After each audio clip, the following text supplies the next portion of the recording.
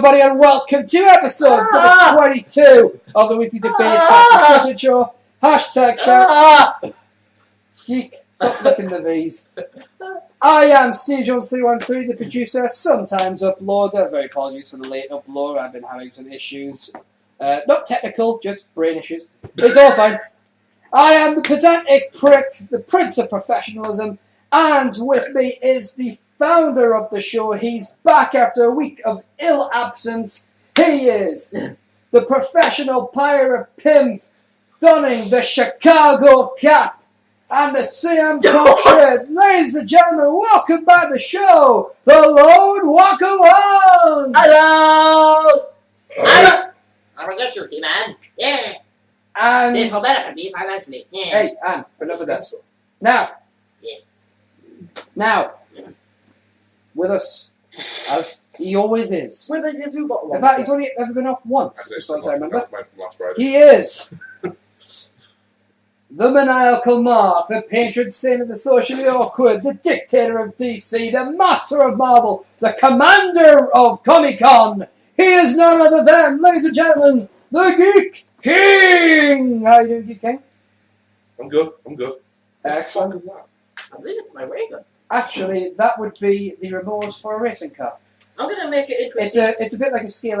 Yeah. It's a bit like Scalextrics, but cheaper I'm going to turn it into and broken. I'm going to turn it into a steam. So like Scalextrics. No, Now, it looks if- like a ray gun. Yeah, I'm because I could assure you, it's a racing car. Remote. I'm going to turn it into a steampunk ray gun. Woo! That's fine. Now, can we focus on things actually relating to the show? Yes. Right? Before we get on to... No. Now, hang on. No, Yes. Before I get... Nice fast show, right? Actually, it was Rebecca Devlin. Oh, of course, yeah. So I was thinking of the drinking guy. Yeah.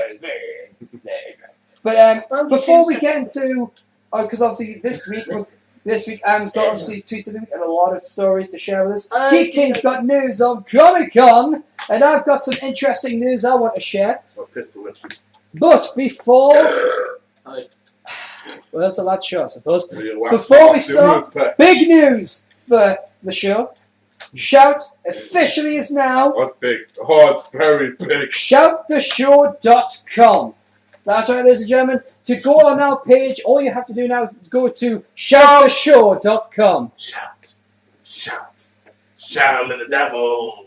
That's right. So basically, just go to shouttheshow.com. Link in the description, and that is our official home. It still is on. It still is on Tumblr, which is we love. I think we love Tumblr. It's got everything you need, really.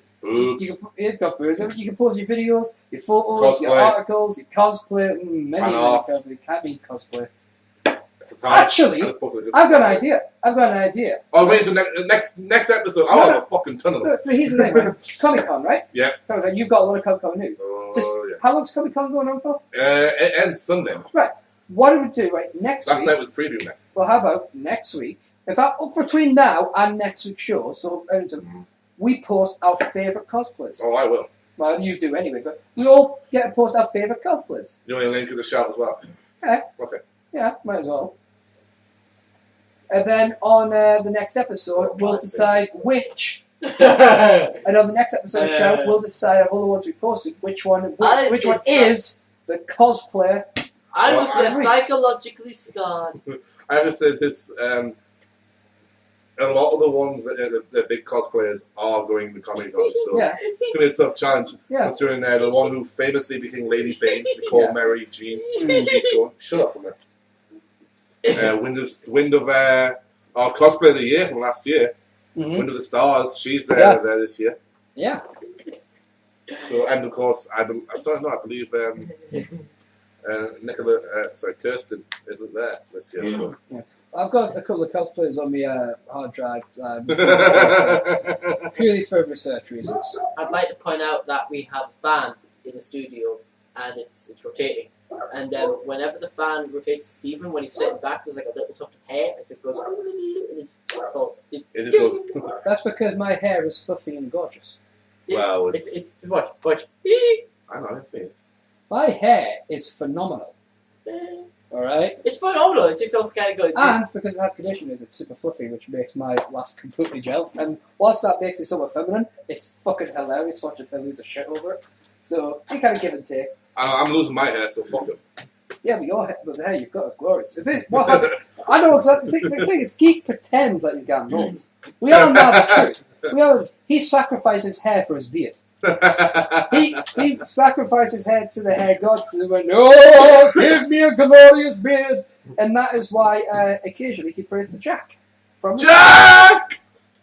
Jack versus Jack 2. Yeah, gonna be fantastic. Can't wait to watch.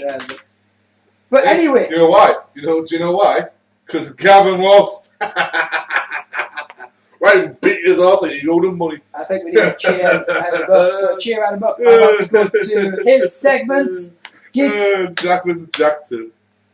Geek, introduce the segment first, please, as you always do so well. Tweet of the week! Yeah, my face. Don't punch him in the face. I barely tapped him. I know, but still. You shouldn't be getting your laptop at this point. And That was a piece of work. So was that. And that. Geek! What? Stop hitting him! He's not doing his job. Because you keep hitting him! You better hurry up, then I want to take his slipper off his foot and beat him with it. I like my slippers. They keep my Geek, attention. right, Geek. Adam, could you please get your laptop to give us a tweet of the week? Okay, boss. Geek. So, we got tweet to week. You said I couldn't hit him with a slipper, not a shoe. We Remember, begin. voice nice and clear so we can hear you. We begin with Joss Whedon. Punctuate. Joss Whedon. I shall emphasize in pretty much. I just think that a lot of the arguing would end if we found out Jesus was a Triceratops. Okay, you don't have to enunciate so much. Why did you put accent on? Because I can. That's kind of cool. And the rest. But for those who didn't understand that, he thinks that a lot of the arguments would all cease to exist if We found out. Jesus was a Triceratops. Now, the next set of tweets of the week, there are 7 of them, and they Oh, come fuck, what? and they come from the show favourite. 5! At Biggie Langston, counting down 7 and 1. Proof that at Caitlin Thug, number 7. And that's proof that Caitlin is a thug. Yeah. I've seen these other things. No last name. Dropped it because she has more priors than Sean Kemp has kids. Oh! Proof that at Caitlin Dudery is a violent thug, number 6. The mesh top that she wears was cut from a net she uses to illegally capture lobsters. Proof that at Caitlin Dudery is a violent thug, number 5. Her hair isn't dyed. She ripped the blonde out of a barista's head she took along with her coffee. Proof that at Caitlin Dudery is a violent thug, number 4. After she struck that ref a few weeks ago, she found his mother's house and threw rocks at it. Proof that at Caitlin Dudery is a violent thug, number 3. She wears combat boots, presumably to stomp on the pinky toes of young children.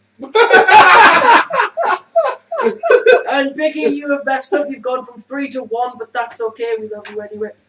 Oh no, wait, no, same tweet. Proof that at Caitlin Dudery is a violent thug, number 2. Wears fingerless gloves for superior weapon grabbing. And number 1, struck me without provocation. Yes. And those were my tweets of the week! Now, before we I get... know you used to say I'd rename this segment from the thought of George Carlin. Yeah. I'm going to start renaming it Josh and Big E's Corner. Wouldn't it be awesome if they had a party? But I've got a couple of news bits for you guys. No! Hey! I don't want this from my life! You need to stop picking on him. I don't pick on it. Where you go? Hey! No! Anyway, I've got 3... No, get back! Stop it! I'm doing anything. Anyway, No! I have 3 news stories to share with you guys. No! One- Even you took my choice! One is an absolute tale of... Stole my board, my gun! Right. Toys. Stole my toys! I've got a story of ground incompetence, Alright, stand up. potentially reality-changing stuff, Oh no. and general piss-taking. Okay, let's do this. Okay, your general piss-taking. Woo! Ex-HMV staff taunt from employers with a new record store called HVM. When record store chain HMV went under administration in the UK last year, an employee of Northern Ireland branch in Derry, Tony Cragen, decided to open his own store to replace it, cheekily naming it HVM and sharing its iconic magenta, black and white colour scheme. So, essentially, Bret Hart. No, that's pink. That is magenta. I thought it was pink. Magenta and pink are pretty... That's magenta on my arm. It's purplish. Well, no, they're so. I always thought HMV was like a purple. I think it's supposed to be, but anyway. Krieger, whose store opened last week, promptly received a letter from HMV's legal team, who I'm surprised is still employed, asking him to change the name, stating the similar branding might confuse locals into thinking the two stores were related. So Krieger cheekily flipped the name upside down, making it WAH. W-A-H. And adding a little speech bubble reading, his master's voice has told us to change. That's awesome. Krieger told The Guardian he had considered having an original name, but in the end couldn't really see the point. We thought, what's the point calling the new shop local CDs or whatever? We'll just call it HVM. HMV is gone. But HMV isn't quite gone, with the retailer being saved from bankruptcy by liquidators Hilco, who are the ones behind the legal threats. Yeah, it's in Newcastle. A metal centre. But Like, round here, they've all survived. yeah. Yes, but no! But Krieger isn't giving up without a fight, saying the locals are behind his fight against the giant. Well, it's not really a giant anymore. In their legal letter, they quoted our use of their colour scheme, pink and black. Or people saying people saying, do they own the alphabet and the rainbow as well? Do they copyright them? It's like David and Goliath. People are staying to fight them. Krieger's not the first former HMV employee to make noise about the retailer. In February, angry staff hacked the HMV Twitter account and live tweeted proceedings during their mass firing. Yeah, I remember that. Right, getting a bit of serious stuff, reality-changing stuff. Has James Gates discovered computer coding in string theory equations? What now? Dr. S. James Gates Jr., a theoretical physicist, the Boss. I like how you just, like, when we ask a question, just let's go right past this because he's taking the piss. I've got slippers on my back. Oh! He hit me with my own back slipper. Yes, what cruel irony. Shakespeare is jealous that he couldn't have written it. Dr. S. James Gates Jr., a theoretical physicist, the John S. Toll Professor of Physics at the University of Maryland, and the Director of the Center for the String Particle Theory, has reported that certain string theory, supersymmetrical equations, which describe the fundamental nature of the universe and reality, contain embedded computer codes. These codes are digital data in the form of ones and zeros, binary, but not only that, these codes are the same as what make web browsers work and error correction codes. Gates says we have no idea what these things are doing here. Basically, what this means, in string theory, they found computer coding, your binary code, right? Which is for like error. It's like the Konami code. Which is actually for error checking and web hosting. Technically, what this means, this could go to prove that reality is actually a computer simulation, that we don't actually exist. Holy shit! Holy shit! Here's the thing, shit! Ultimately, Tell us about the Matrix. Yeah. Yes, but we're not allowed to know about the Matrix. But here's the thing, right? Ultimately, I don't know. I kind of get called Neo. Let's say we found out that we're all computer simulation. There's 3 things I want to point out.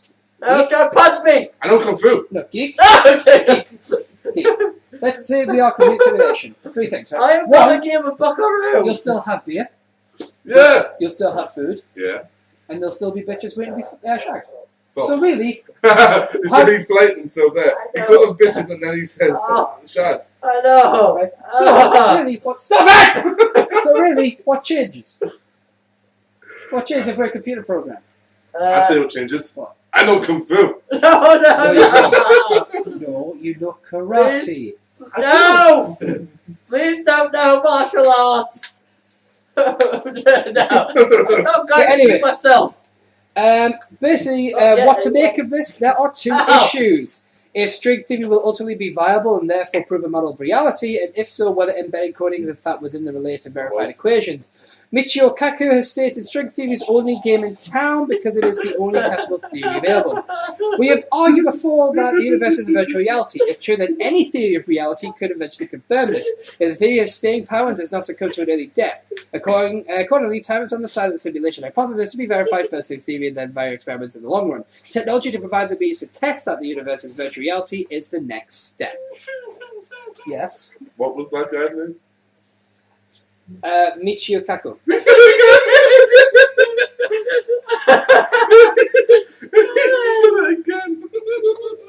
We've We're finding out that we could possibly, the entire universe could be a computer simulation, and you're laughing at a guy's name because it sounds a bit like a name for poo. What would that name be? I'm not saying it again. Mention a Kaku.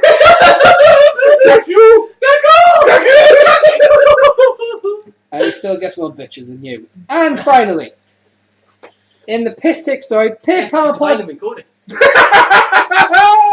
apologizes for giving Pennsylvania man $92 quadrillion. Didn't give me no fucking money. When Chris Reynolds opened his monthly PayPal statement this month, he was pleasantly surprised to find slightly more in his account than he was expecting. According to the statement, he was suddenly worth $92 quadrillion, $233 trillion, $720 billion, $368 million, $547 million. Sorry, £547,800. Put that fucker out. Well, with that, he bought a dinner with Bill. no, actually. Well, initially I was a little jolted because I saw a negative number in front of the lots of digits and I just decided to have a little fun with it, he said to ABC News. Adding that his friends liked the picture of the statement he posted on Facebook. PayPal quickly recognised their mistake and removed the money from the account. PayPal was really good, by the way, Reynolds said. They apologised for any inconvenience. Oh yes. Yeah, what an inconvenience! Here's $92 quadrillion. The company also issued a statement to the BBC. This was obviously an error, and we appreciate that Mr. Reynolds understands this was the case. And in addition to the apology, PayPal agreed to make a small donation to a charity of Reynolds' choice. Oh yeah, don't give him the money. But what would Reynolds have done if he had actually become a quadrillionaire overnight? According to the Philly Daily News, I'm a very responsible guy. I would pay the national debt down first, then I would buy the Phillies if I could get a great price. Go Phillies! And those are my little news stories from the... So, moving away from the official news stories, and let's continue with official news. But like caught in the radiator. Continue with official news. Let's turn to Geek King for some ComiCon news. ComiCon movies, because ComiCon hasn't really kicked off yet. ComiCon is a wonderful time of the year. It's my favourite time of the year. It's the most wonderful time of the year. You know what's really good about ComiCon? Dressing like Cammy with big memories and the box are so big. Do you know what's great about ComiCon? What? You get everything there. You get boobs. Toys. Well, yeah. Cosplayers. Yeah, Cosplayers. I guarantee you, cosplayers have toys. Cosplayers. Toys. Movies, TV, comics, games. Cosplayers. Anime. Boobs.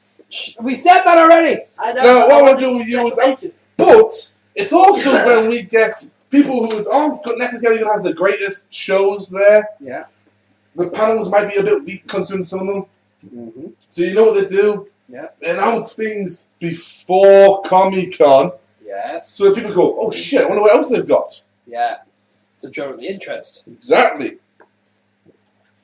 Now, one of these would be, ironically enough, who's got quite a good ComiCon coming, you'd think, 20th Century Fox.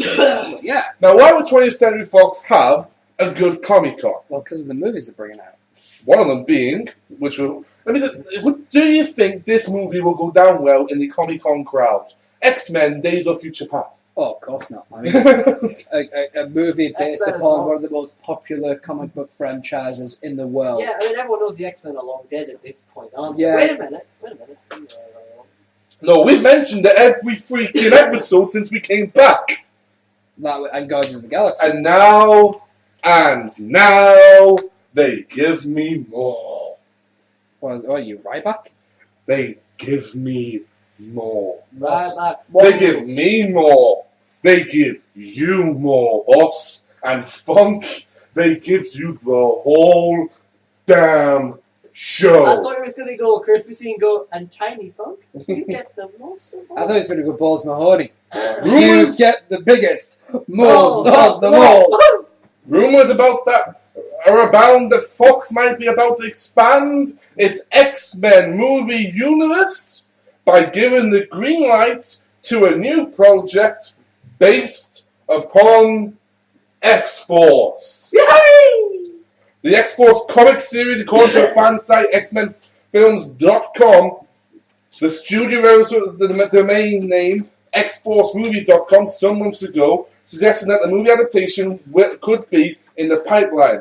Launched in the early 90s, the X-Force series was responsible for introducing well-beloved characters like Cable, Warpath, and a little character known as Deadpool. Exactly.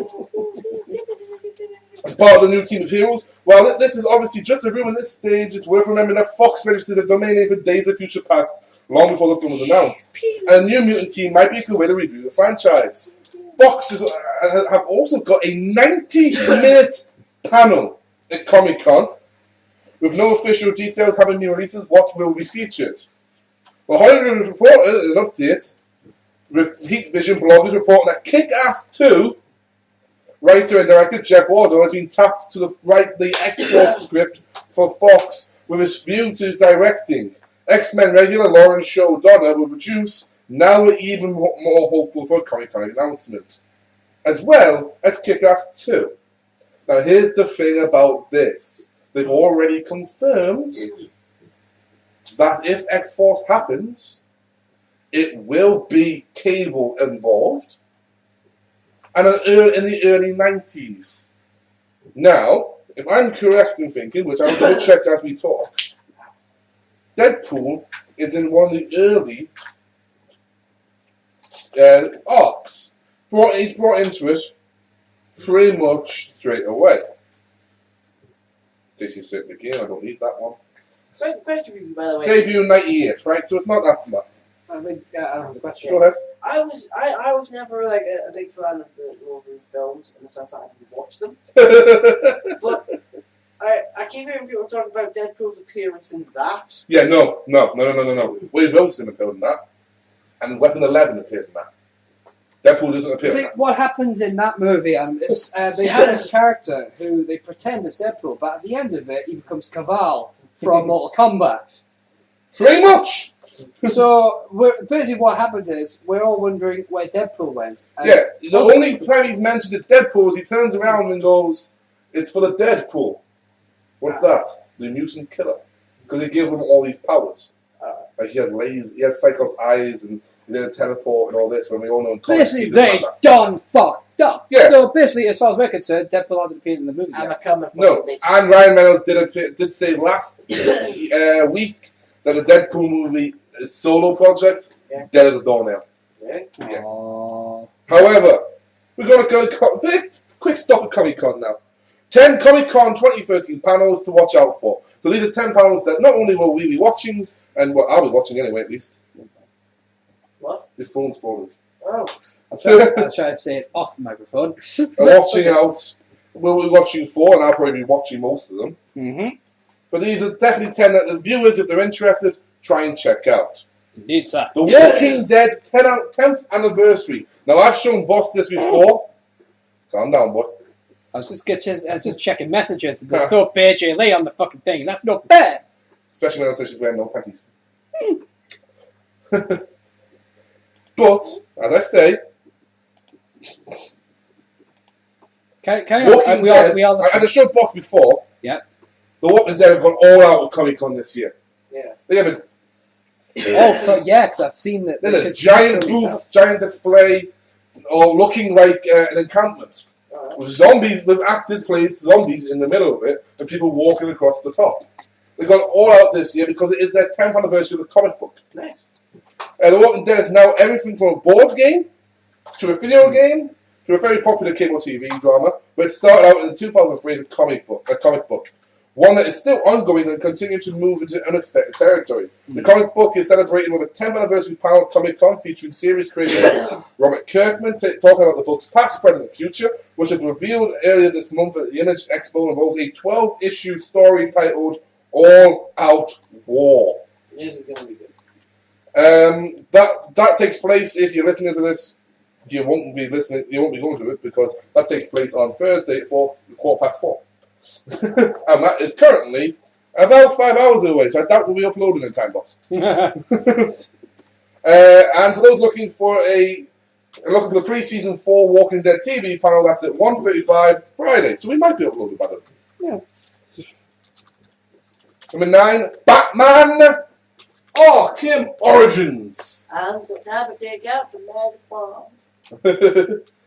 Batman Arkham Asylum and Batman Arkham City were both major hits because they were amazing. Indeed, they were. I mean, the final boss fight where you basically went Bane, no, I think it's Bane. No. Basically, all you have to do is sidestep and he runs into a wall or something. Oh, Joke, yeah. Yeah, just sidestep. Joke the Titan, yeah. Yeah, it's like, so basically, I have to do the charge real smooth. Yeah, that wasn't so good, but the Arkham City one was good. The full game Yeah. was beautiful and brilliant. It was beautiful. The third installment in the series, Batman Arkham Origins. Arkham Asylum. Or Barkham, yo.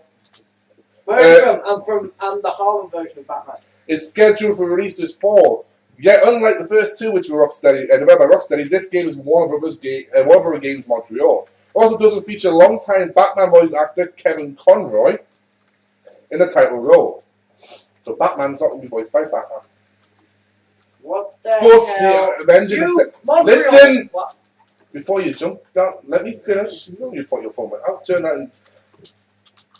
I will shove that up your arse until it goes click. Which way is it to Montreal? Canada, if they that way. With Avengers Assembles, Roger Craig Smith stepping up to play the younger version of the Cape Crusader. Oh, that's it. Fans will get the chance to see and hear more about these changes in person. Once again, it's today at 1 to 2 p.m. So, good luck with that. Eisner Awards are technically a panel, but the Eisner Awards, phone name the Sci-Fi presents the Will Eisner Comic Industry Awards, is an annual ComiCon tradition with the presentation of what's commonly considered the Oscars of the comic book world. It's open to the public and will include appearances by Jonathan Ross. I love the fact that I just said Jonathan Ross and I'll follow him up with this name. Yeah. Neil Gaiman. Fuck. How awesome is that? Well, Jonathan Ross, Jonathan, Neil Gaiman. Jonathan Ross is A hell of a comic book writer, I must say. And yeah, I mean, He's a huge fan as well. A huge enthusiast. I mean, I think the first time anybody really realised how much of an enthusiast he was is when he appeared on the special Children in Need episode of QI, and he was able to give a huge explanation into the history of comic books, and it just showed just how much of a enthusiast he was. And you know, when we've come to talk about opening our store, someone that we'd like to try and get a hold of to open the store would be Jonathan Ross, because he likes to help out the comic book industry from the small to the big. So it's fantastic to be him and Neil Gaiman. That's alright, I can top that. How can you talk about Neil? Right, No, the thing about that combination, right? If you bear with me a quick second, right? Okay. Neil Gaiman, the writer of Sandman, if you want to talk comics, Yeah. which is just one of the most expensive series that I've ever owned. But if you want to look at his novel work, you look at things like Good Omens, which he wrote with Terry Pratchett, one of the greatest writers of all time, in my opinion. Neverwhere is another fantastic book. Neil Gaiman has a very optimistic, yet pessimistic, dark, macabre, yet comedic look at the world. It's fantastic. So how the hell do you top Jonathan Ross and Neil Gaiman partnership? Torchwood's John Barrowman. For me personally, I don't like John Barrowman. No, but the three of them. The way you say that, so when it comes to our awards, we've got Jonathan Ross, Neil Gaiman, and John Barrowman. The special guest Neil Patrick Harris as the Flash. Speaking of which, by the way, I was quite surprised because, you know, I like watching Justice League Unlimited. Yeah. I was watching Justice League Unlimited, special episode where a couple of them, Green Lantern, Jon Stewart, Hawkgirl, and Martian Manhunter and the Flash, end up in an alternate reality where you have the Justice League. Justice Lords. Not the Justice Lords. It's maybe the Justice Guild with. Oh, is that the one that's almost like a cartoon? Yeah, they're used from a comic book. Yeah. Turns out that the main bad guy in that, Ray Thompson, is played by Neil Patrick Harris. Yeah, Nightwing was voiced by Neil Patrick Harris in Under the Red Hood. Yeah. That blew my... I knew that one. Yeah, and Jensen Ackles is the Red Hood. Yeah, but what I didn't know was, because I was listening to that Ray Thompson voice, I heard the kid, and it was like that whole, like, holy jinkies, like Batman kind of style voice. I'm like, I know that voice. Yeah. It's a movie database. Holy fucking shit! Yeah, I was like, Nightwing was just voiced by Neil Patrick Harris. My brain is going to explode with fandom. Multiple nominees include Building Story, Saga, Hawkeye, and Fatal. Hawkeye's in a really good script. Matt Fraction, I believe it's called. Maybe Fraction. Really good Marvel Fraction strip comics book. What's great about this is that he's launched the Hawkeye sensor. I sense a fan cast special coming. Maybe.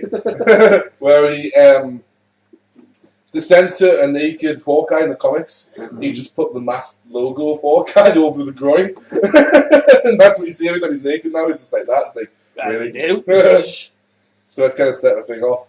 That takes place Friday at 1 p.m. Fair enough. Sony's ComiCon is basically one movie. I don't really need to say much else for this, but other than the fact that it's the one we've mentioned a few times on here. Guardians of the Galaxy? No. Oh. Because that's Marvel. Oh, it's on DC? No, it's on Sony. So it's Sony? Yeah, Sony. The Sony Screen Gems panel Friday at Comic-Con will include Cloudy with a chance to meet both two, The Mortal Instruments, City of Bones, and RoboCop.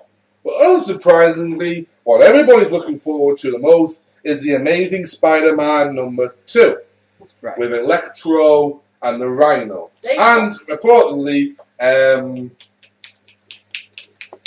Harry Osborn has been cast, but he might be Goblin by the end of the film. Well, the thing Sony is, power my phone. well, the thing I is, love you, Sony. Give me money. Actually, because obviously we talk about the thing is, I've never been a big fan of Spider-Man. And to be honest with you, I'm waiting to see the Amazing Spider-Man, although I doubt that's really going to change my mind. But I'm not a Spidey fan. You know this. I hate Spidey. Watching that, it did change my mind on the character. But the thing for me, in regards to it, what I've been doing is looking up. Sit down, by the way. Just let me know when I'm ready.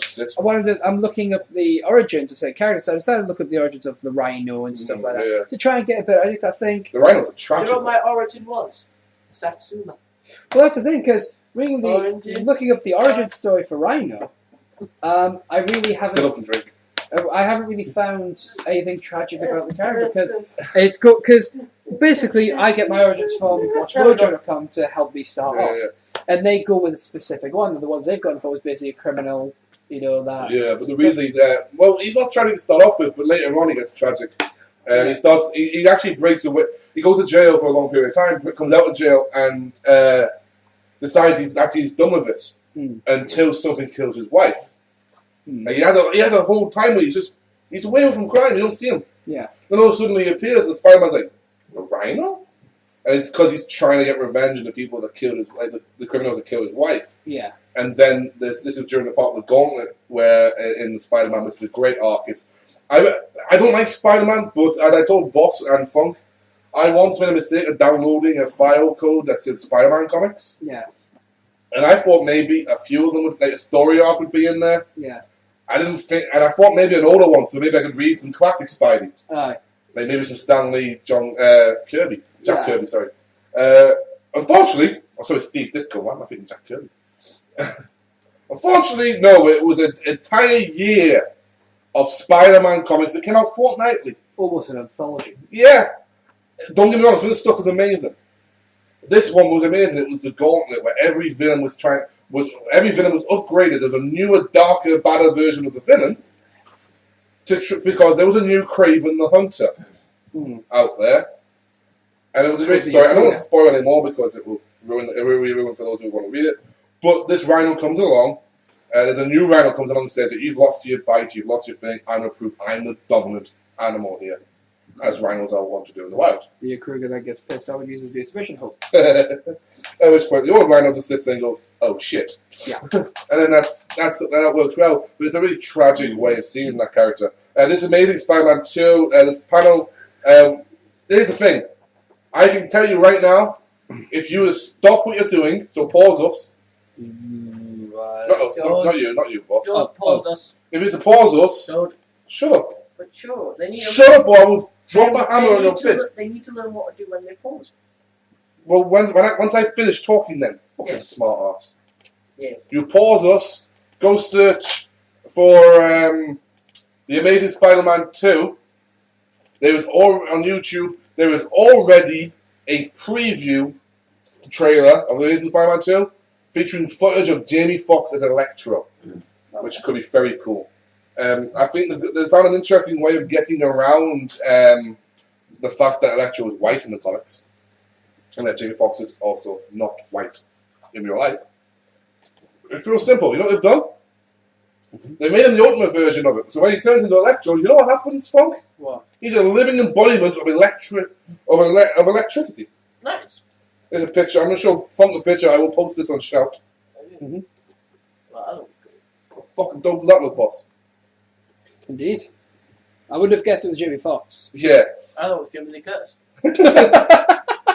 This panel will take place on Friday at 4:05. A lot of these panels will most likely collide. That's what the problem with ComiCon is. You've got to try and work out a way of, what do I want to watch? Yeah. Number 6, Dark Horse, Joss Whedon. Wow. While there's no official Avengers 2 presence this year at ComiCon, boo! We bury you. The movie's still 2 years away after all. Boo! Go to your time. Director and writer Joss Whedon will most definitely be at the show and taking the spotlight at a panel dedicated to the Dark Horse comics based on his beloved TV shows like Buffy, Angel, and Firefly. Yay! That alone would be notable, but it's likely someone will ask something about the new Avengers, or at least Agents of the S.H.I.E.L.D., right? 6:15 to 7:15, Ballroom 20 at Friday night. Go see Joss and see what the questions are answered. I'd expect this one to be a very weird one, that it's a Dark Horse panel that you have to get there early for. Yeah. Speaking of the ABC series, It's easiest one to first. Marvel's Agents of S.H.I.E.L.D., baby. Because we all know that Welcome to Level 7 means Colton lives! I don't know, if that's it with Agent. Oh, that's speed. That's speed. Colson! Attica. Con los Cabrera! You are the runner, bitch! They are the Spanish announcers for They were. WWE. They used to be. They used to be. To the but new then- guy came along. But then WWE fired them. And they made them into fajitas! How'd you know he fired them? You fight one. How'd you know he fired them? So read it. Ah. I good heard news is it he on didn't die. grapevine. They will show Fireplace to find Joss Whedon at ComiCon will be at Marvel's Agents of S.H.I.E.L.D. panel on Saturday, where he'll be joined by the head of Marvel TV, Jeff Lowe, to talk about the new show set in the Marvel Cinematic Universe, debuting on ABC this fall. If you give me, while these two are telling you life stories until at least the end of the show, I will tell you when that is debuting, because they did release the air date for your lucky American arsewipes. No, just We do. because. Since the pilot has been in the can for months now, footage is likely and possibly a clue about the character Jay August Richards is playing.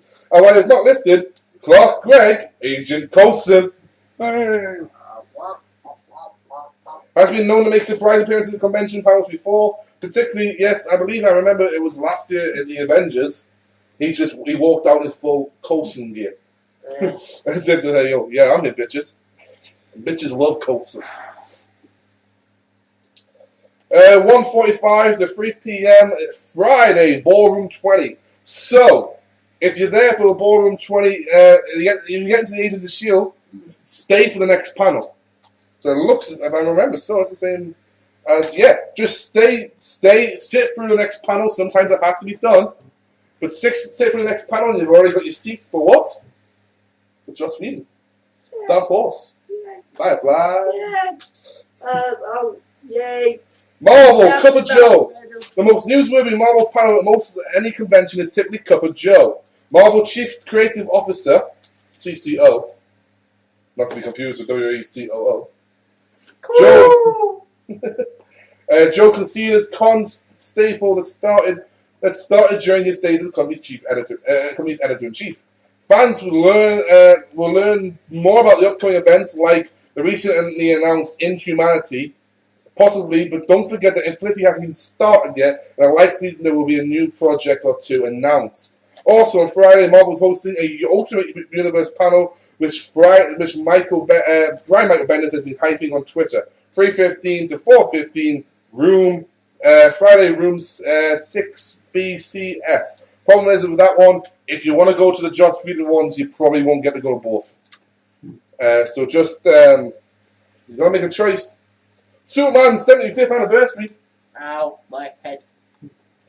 The first comic book superhero turned 75 this year. fucking old git. He's an old git. He needs to be shot in the face with a kryptonite bullet put out his misery. And DC Comics is celebrating the occasion with a unique Comic-Con panel featuring talent associated with the character from a wide variety of the media. Listed participants of Superman's 75th anniversary include, you ready? Yeah. Jack Lawson, the 1950s Avengers Superman's Jimmy Olsen. Frequent Superman voice actor Tim Daly. You remember him from the Justice League, I believe, was? Tim Daly. He voiced Superman. Oh, yes. Current animated Supergirl voice actor Molly Quinn. Comic book artists All-Stars Grant Morrison, Dan Urian, and Paul Levitt, and plus an unspecified talent from current blockbuster Man of Steel. Expect either Henry Cavill or Michael Shannon to play Star. That is 4:15 to 5:15 Saturday, room 6A. So we're getting to Saturday now. Marvel Studios, bitches! Here we go. This is the one everyone's looking forward to. They've got one more panel after this. I don't care. This is the one I'm looking forward to. Marvel Studios knows how to make it splash at Comic-Con. In 2010, do you know what they did in 2010, boss? No. Funk? No. You know what they did? I know. Do you know what they did? Well, They debuted the full Avengers cast. That was the famous one where they got Samuel Jackson as Nick Fury on stage, and he called each hero, each actor and each hero out. Nice. Leaving the last one, as always, RDJ. Yeah. RDJ. Because he was the confirmed one. We knew certain ones because of the movies, we didn't know certain ones at all. No one knew who Hawkeye the Hulk was going to be. There was plenty of mystery to Yes. be unravelled. Last year, they confirmed Guardians of the Galaxy, the full title of 4 and Captain America sequels, plus debuted Ant-Man test footage. So what do they have on tap this year? Officially, you look at the next 2 films on the docket this November, Fall, The Dark World, and next spring's Captain America, The Winter Soldier. Yeah. No specific names other than studio president Kevin Feige build, but there's no way he's coming alone. With several untitled Marvel studios on the schedule for 2016 and beyond, there's a fair chance some big news might be coming out of this presentation. So you know what you want to do? What? You want to get there about 4 o'clock. Hall H. That's the big hall, but you've got to be there early. Because at 6 o'clock, those doors open, and whoever's already sitting in there gets to keep their seat. So whoever comes out, you're going to be fighting to get in there. Yeah. Hall H, 6 p.m. to 7 p.m. It's an hour long, but it'll be worth it. Yeah. Saturday Hall H, I believe it won't be announced on here, trust me. The number one Comic-Con panel will not be Kevin Smith's Q&A. But he does follow the Avengers, which he's pretty happy about. And here you go, you ready? Yes. Number 1, 20th Century Fox. Straight away, they announced X-Force. They go to the most anticipated Comic-Con panel going. The official Comic-Con description of Fox's Hall H panel is enigmatic and brief and simply reads 20th Century Fox, 4:15 to 5:45, Saturday Hall H. So you're going to be, most likely, if you're a Marvel fan, you're already going to be in there, even if you're not watching, because the Marvel one follows. Yeah. Do you know what it reads after that? What? TBA. Be announced. They haven't told anyone what is happening at their panel. It's like, It is a stroke of genius. I would love it if one guy, 20th Century Fox, like an intern, walked on and went, we kind of don't have anything, so we just hired some dancers. We don't have anything, so can I say Marvel could come on early?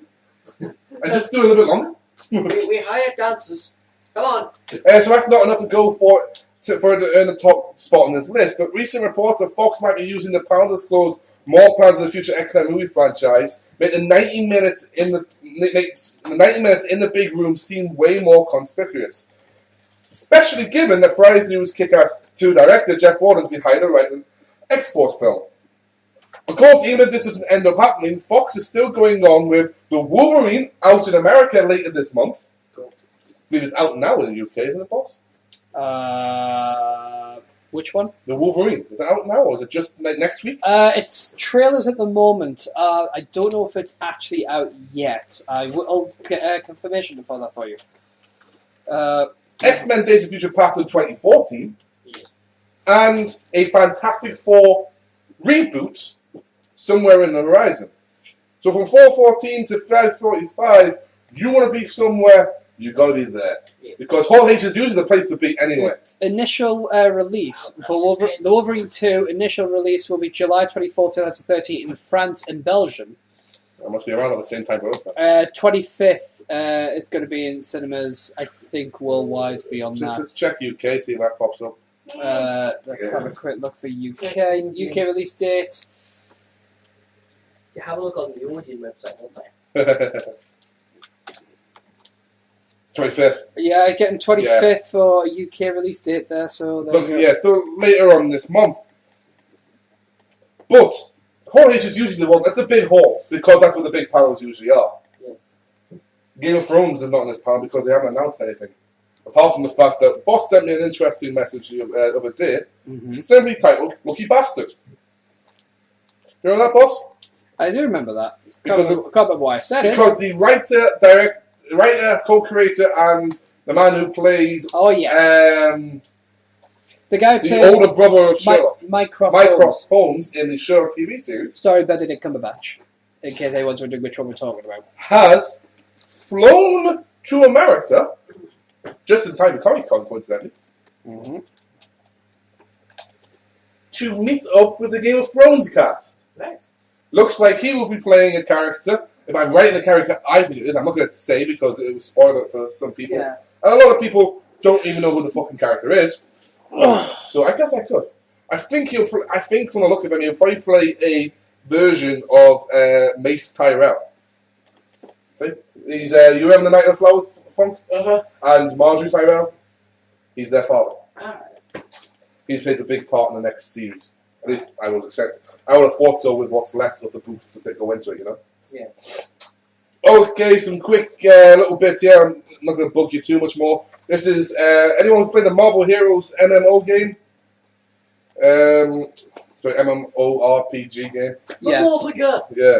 Marvel Heroes is getting a little less heroic or superior, or it's getting a little less heroic, or should we say it's getting a little bit more superior in its lineup, depending on how you look at it. Superior Spider-Man is coming to the roster of Marvel Heroes, and not just as a new skin, as an actual character.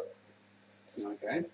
The character has new animations for both movements and attacks and will stand differently, and has a unique voiceover courtesy of Christopher Barnes, Spider-Man veteran dating back to the 90s animated series. He also voices a symbiote costume version of the character in Marvel Heroes. So he voices Venom in the black costume, anyway, of Spider-Man. Elsewhere in Mario video game world, and a further brief of what will likely be talked about at the San Diego at the PAN on Saturday ComiCon International San Diego. USAToday.com featured the first trailer for a comic book tie-in game for X-Men Battle of the Atom. Battle of the Atom I've mentioned a few times in the show. It's going to be a huge crossover from the past, present and future of X-Men in the months of October and November. The comic storyline running throughout the multiple X-Men titles this September. See, it starts September. To celebrate the 50th anniversary of the franchise. 50 years the X-Men is now. Wow. Tells the story of 3 generations of mutant heroes coming together, but not necessarily for a common goal. The game will be a card battle game featuring the entire history of the X-Men, and it's every one of your favourites. As players will battle through their storylines from all throughout history on their iOS or Android mobile devices. There is a trailer online, so go check that out. New DC animation news. We here are big fans of DC animation, just purely because of the quality of the cartoon they bring out, but also the stories that are involved. Flashpoint, the Flashpoint Paradox, it's amazing. That's the most recent one that's coming out. We'll focus on the Flash and the alternative universe Flashpoint. It kind of has Batman as a guest star from the looks of it. Yeah, it's kind of like the supporting role. Really. Yeah, and it should be Thomas Wayne as well, which is going to be interesting to see. Because it is in that universe. Yeah, the main enemy is the alternate universe's Flash. Yes, because this is pre-New 52. This is the last story of New 52 in the comics. This is what leads us into New 52. The end of this story leads us to New 52. So, DC announced with that few details have been released, but DC Entertainment and Warner Brothers Animation just leaked their first announcement of ComiCon International San Diego. News rumor speculated after Justice League Flashpoint Paradox, DC may be entering a new 52, with the first animated movie of 2014 being Justice League WAH. What is a good Based on the first collected volume of Justice League Origin by Jeff Johns and Jim Lee, the book that launched the new 52 universe. Yeah. So, the books that we all read, that brought Cyborg into it and showed his origin, showed us all little bits of how Justice League fall, and of course has that famous line, who the hell is Bruce Wayne? Will be in it. It is scheduled for release sometime next year. An update here is Marina continued tweeting about Justice League WAH throughout the day before heading off to Comic-Con himself. In a message, he revealed two voice cast members. Shamar Moore of Criminal Minds. Do you mind putting that up on the big screen there, boss? If you don't mind. That's She Mar, so S-H-E. Hang on, I've got to get on there first, mate. Or she. M-A-R. More? More. Will voice Cyborg in the film. So I know who you're talking about. He played Morgan. In Covert Affairs? In No Criminal Minds, he played a guy called Morgan. Oh, yes, it's him. So, yeah, Criminal Minds. Is it good voice, you reckon, for it? Yeah. Don't know who the fuck he is. I don't watch TV. And Chris Gorham. So, I need Chris. G-O-R... Ham, yeah. Chris Gorham. He is from the Covert Affair, apparently. No, lose the E. Sorry, that's my bad. Yep. He's been in a few things. I don't recognise him for anything. Jake 2.0 looks like as if he was the main character in that. To be honest, but we'll see how that works. We'll be voicing the Flash. While it would appear that Moore's first voiceover, it appears to be Moore's first voiceover work, it is a return to DC for Gorham. So Gorham has been in this before, DC before. He played Wrath, the anti-Batman in the animated series The Batman. Yeah. Do you remember that, boss? I do remember that, but it was again another episode of the Batman which I couldn't come to like. I have no love for the Batman or the Brave and the Bold, but I prefer the Batman than Brave and the Bold. So, but the thing is, Brave and the Bold, for me, I understand that it's a throwback to the Golden Age of comics. Yeah. Don't like it. So if I don't like the Golden Age of comics, I'm not going to like Brave and the Bold. Yeah, I like it purely because it's just so, to me, it's like, you know how you want the kids to watch stuff. Mm-hmm. That's kind of the thing I would, like, yeah, watch this. Because as they get really young, you don't want to watch the fucking animated series, you know what I mean? Mm. You want them to, it was great for me and you, boss, but, we're a bit messed in the head as it is, Yeah, I think ultimately it comes down to me as well is it reminds me of that camp, almost Adam West style, which I also hated. Well, that's the thing, because I'll admit, when I was a kid, I liked the Adam West, I used to watch it, yeah. But as I grew up, I needed a darker Batman, and I just drew myself with that character. I mean, like I said, I was telling you before, one of my top 5 childhood movies was The Untouchables and JFK. So... And finally, one more casting, boss. Yeah. Jason O'Mara, mostly known for TV work, though he did appear in geek-friendly movie Resident Evil Apocalypse, as the game series character Albert Wesker. Sigh. What? Just that movie. all of it. We'll be voicing Batman. Let me see if there's anything in here that... He's been in Life on Mars, Trust Me, Grey's Anatomy. Okay, so he's been in a few things. Injustice, CSI Miami. I don't know from Terran. Oh, Band of Brothers. Band of Brothers, he was First Lieutenant Thomas Meehan. Okay. Monica Glenn playing the field. The Bill. So he's English. Yeah. Okay, well, Batman should be. He's playing Soldier. He'll be voicing Batman. So there you go. The new DC animation is Justice League War, which will set us into New 52. Don't worry, I'm nearly done then, Funk. You can just work out all that excess energy that you don't have anymore. I hate the Resident Evil movies so much. Marvel Infinity event expands beyond the comics. Jesus, Funk. Sorry. I fixed it. You haven't. There you go. I'll just use settings. Get out of the way. But you're saying it? Oh. Marvel Infinity event expands beyond comics to Avengers Alliance Facebook game. Seeing a comic crossover with another comic isn't new, but crossing over with a game, that's what's happening with the Facebook mobile game, Avengers Alliance, and the company's upcoming event storyline Infinity. According to Marvel Vice President of Game Development TQ John Jefferson, Avengers Alliance will have several Infinity-themed spec ops missions, as well as a new reward hero, and even the promise of the introduction of a new Marvel character never before seen in comics. Well, fuck you. Huh. Sorry, games or anywhere. I get quite defensive when they bring in new characters because there's so many great ones they don't use. Kind of like a wrestling fan like that way. Yeah. Avengers Alliance players will also be eligible to receive a free digital comic book after they complete certain tasks in the game. Alliance is an RPG developed by third-party companies. Played them in 2012 is available as both an iOS app and a Flash-based Facebook game. It won Best Social Game in 2012 Video Game Awards and said that the game has been installed in 40 million devices worldwide. In fall 2012, a spec op mission launched featuring the Phoenix 5 and the Avengers X-Men storyline alongside that story as well. However, it was just kind of, it was probably after it, I think. They didn't have what they're saying there. Couple of ones left. New Jersey-based comic book publisher Dynamite Entertaining, not entertaining, I'm giving, like guesting. How do you guess? Yeah. Didn't wait for ComiCon International San Diego to open its doors to the public to begin making some announcements. Over the past 48 hours, a licensed comic books publisher has announced nearly a dozen new books.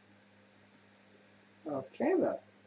From creator-owned series by James Robinson and others, TV shows like Bob's Burger and Twilight Zone coming to comics. Okay. And even a Pacific Rim-style robot showdown between Voltron and Robotech. I wish I could be interested in that kind of stuff, but honestly, it's I haven't finished. I know what you're saying. Yeah. Well, then strike you. No, especially Twilight Zone and Pacific Rim-esque stuff. Well, Pacific Rim to me looks amazing. Yeah, but yeah, I think you'll be on the opposite ends of the spectrum on that one. And I'm getting told by people it is like a live-action anime.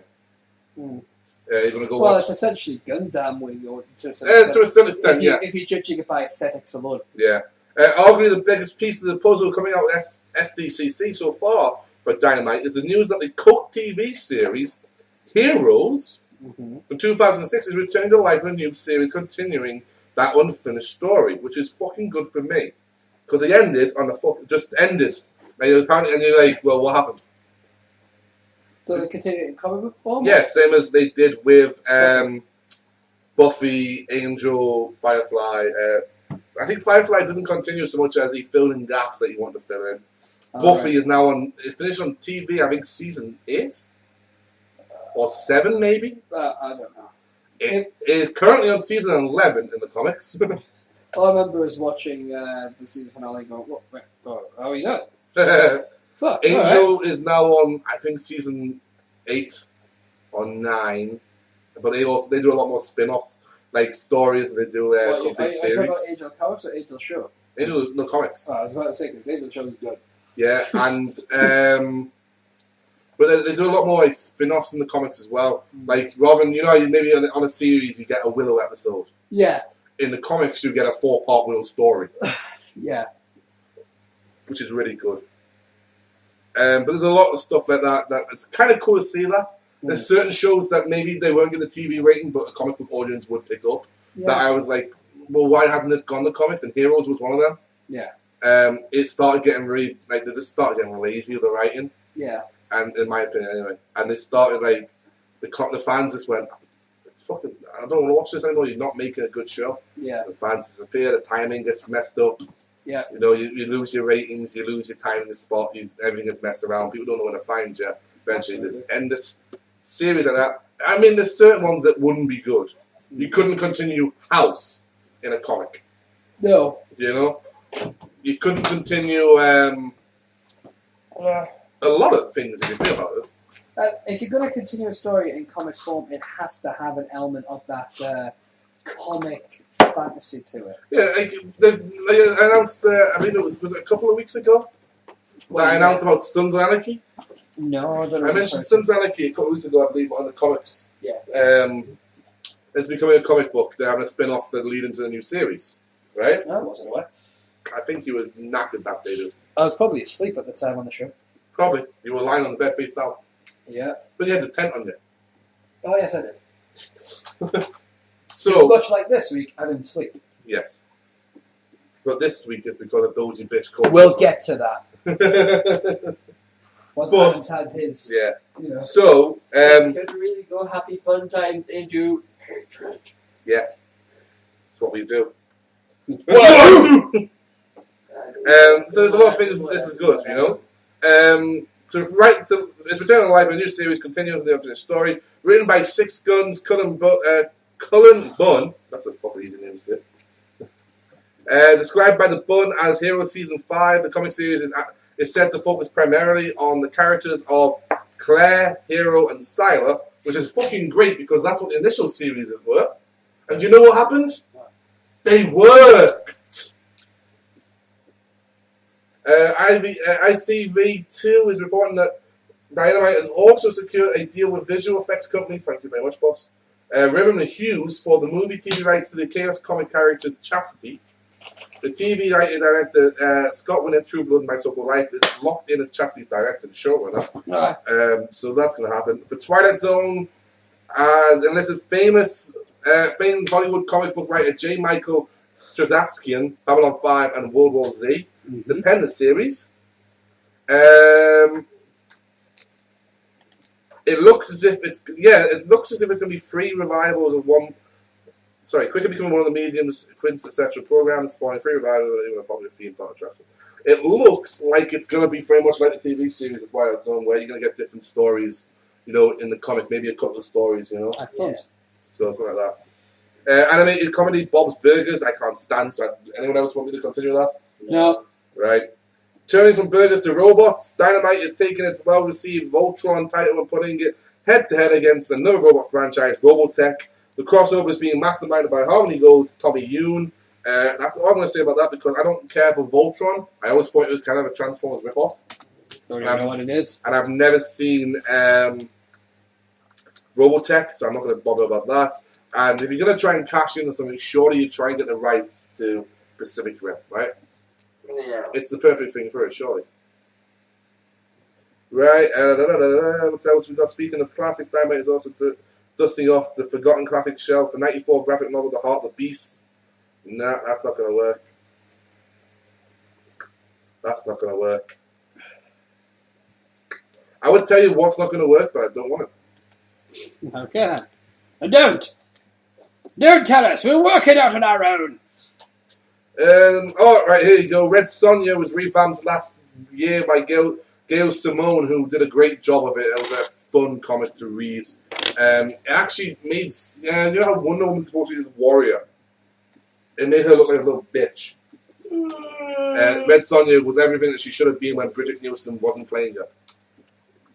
Yeah, I just slammed Bridget Nielsen.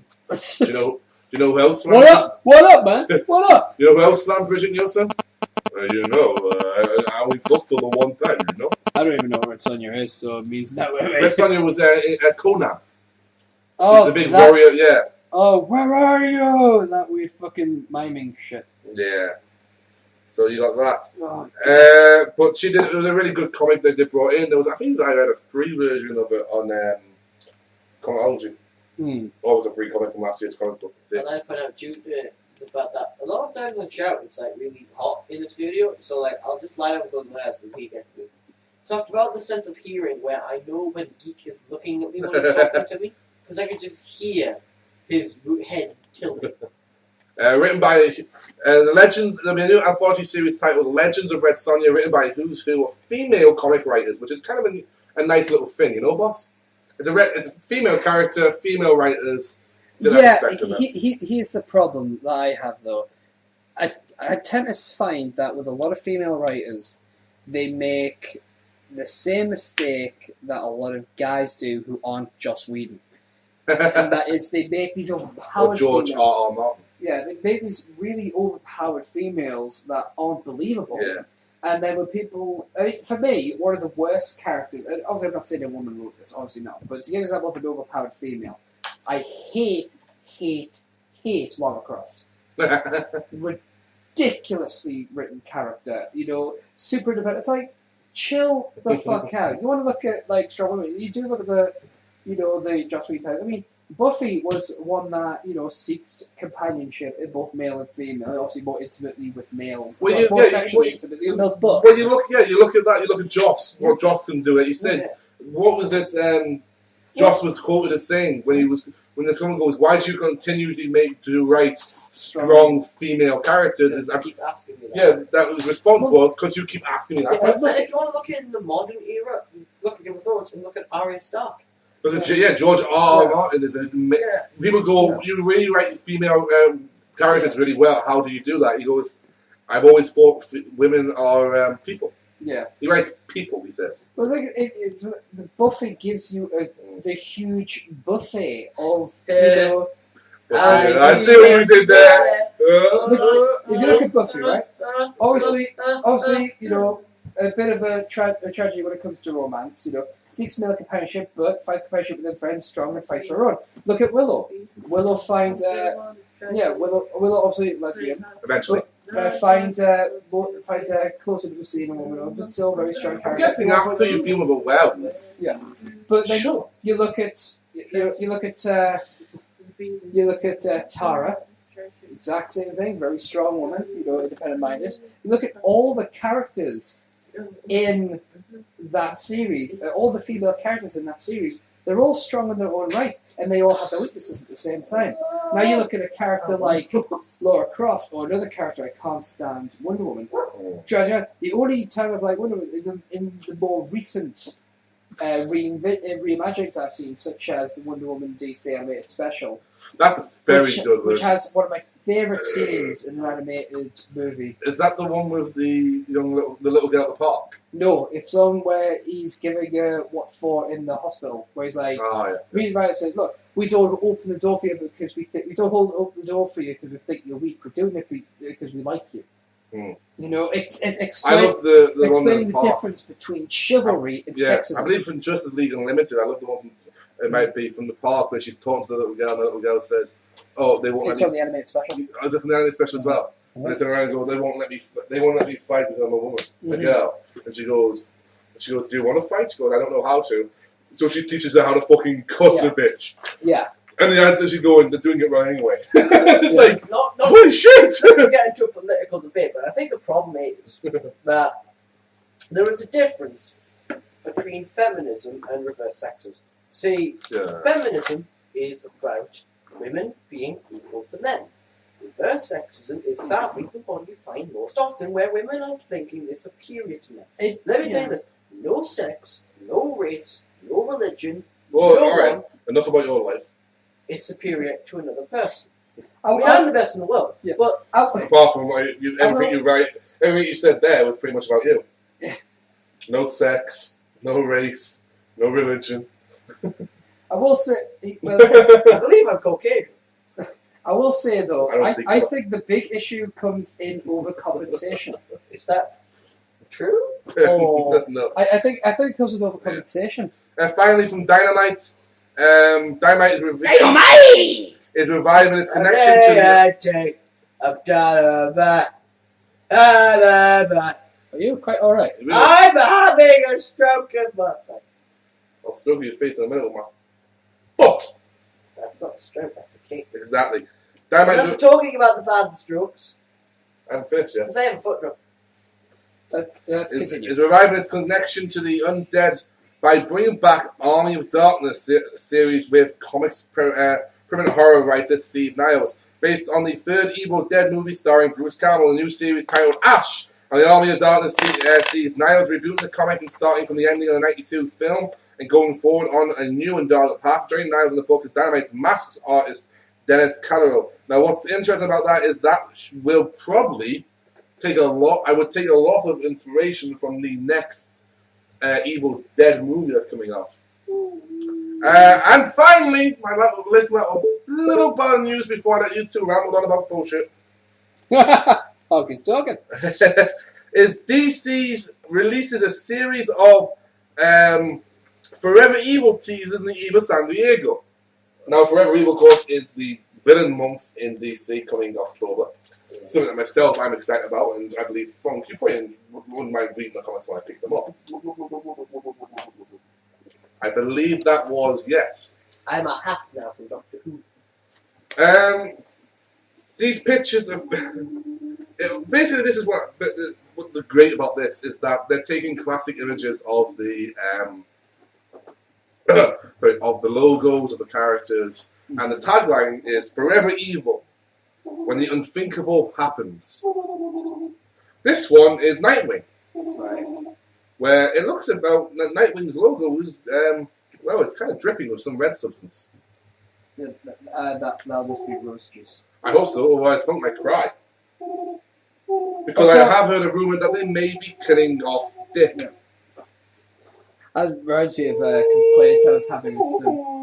That reminds me of a complaint I have with a couple of online critics when it comes to comics, which, apart from Linkara and The Last Angry Nerd, there are some pretty fucking... The big complaint I was hearing about is in regards to Death of a Family. Oh, yeah? Biggest I love complaint that fucking series. I've heard about it comes over a misconception over the name of the comics series. It's called Death of a Family, not Death in the Family. Wow. Can you imagine what people were bitching about? No one died. Precisely. It's like, but it's called Death of a Family. It's like, yeah, Death of the Family. It's the idea of the family, you know. Yeah, what you did, split apart. Yeah. Bruce had to tell them that the Joker may have known all about their secret identities from the beginning, Yeah. and then they never trusted him, and he did a lot of things they didn't trust. And now he's trying to get the trust back. The only one who forgave him, which is heartbreaking when you think about it, was fucking Damien. Yeah. Then he died the next issue. That crap made it all out. Well, you did, because you can't cry. Well, yeah. Well, You did the geek equivalent. yeah. What Geek does when he wants to cry is he adopts a small child No bullshit. and he punches him and they cry. Like he just punched me in You're a the small stomach child. because he's a meanie. He's a meanie boy. I'm pretty sure- Ow! He I'm punched pretty- me in the leg. I'm pretty certain when you're talking that quiet, they can't hear you. I know. I'm trying to. But needless to say, there'll be pictures on our Tumblr. Just go to shouttheshow.com for them. Doesn't that feel good to say? I'm going to It's talk. so much easier. I'm going to talking. Stop doing. I would. But why are you doing that? Because Every word my shout there is good. your Shatner sir is about as good as William Shatner. Well, it's time to play. So, Adam, Yes. as per usual, as Caulfields, you and I get pissed off so very fucking easily, and yet we also experience some rather interesting things in our lives. Today is the contrast of that because this week I'm okay and he is annoyed. When usually he is mindlessly apathetic and I am very angry. Well, why don't you tell us a bit about some of the stuff you've been up No, to? stop it. You just need me. Sorry. My knee is very sorry.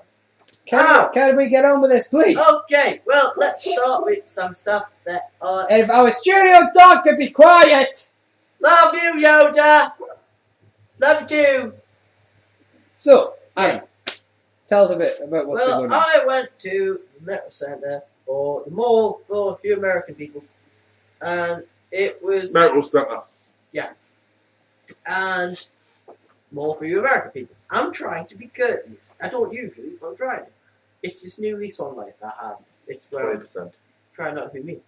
But yeah, what happened was, How far is that getting you? what? How far is that getting you? but trying to be nice to people. Yeah. About as far as a stick gets when he wants to be a crocodile. I like that.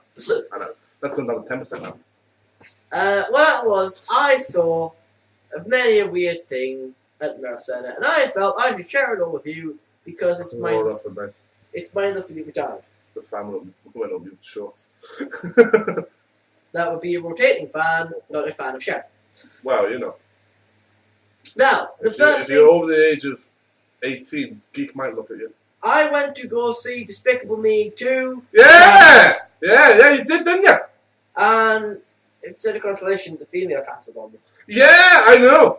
So Did you get a call? No, he was asleep. I was. But you could have just. And I'd like to point out, I never got a phone call. the reason I didn't take Geek with me is this.